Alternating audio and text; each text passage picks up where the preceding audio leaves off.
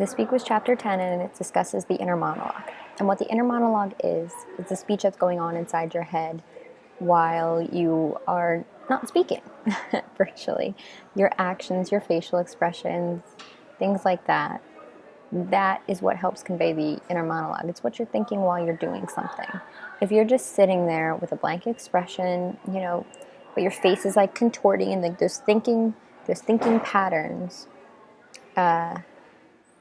what's going on inside your head. You're thinking of maybe an answer, you're thinking of what you want for lunch, all of those sorts of things. When you're sitting in class and you're kind of just daydreaming off, but all of us do it, I'll admit it. I like to talk to myself inside my head. I like to think about what I'm going to do right after class, what I'm going to have for lunch, what television show am I going to watch on my break, what notes am I going to type up on my break, things like that. That's my inner monologue while I'm sitting in class not paying attention, but rarely does that happen.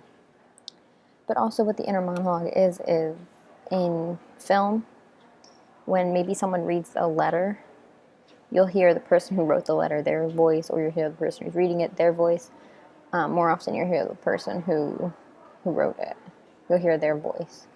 And it's pretty powerful because it's just the person is reading a note, and while they read the note, those inner objects as well as the inner monologue come out because you are, as the audience, reading the letter with them, and you're seeing what they saw when they wrote the letter, you're seeing what the letter means, things like that. And that's what inner monologue is supposed to do. It's supposed to bring out those sorts of emotions. It's supposed to bring out all sorts of actions. It's supposed to make you think differently. And it's, more importantly, just supposed to have a deeper connection to yourself. That people say actions speak louder than words, and most of the time that's true. You could sit there in silence, and that will speak so much louder than you sitting there and having an argument with somebody, just sitting there in silence, and that's the whole point of inner monologue. It's just a speech inside your head.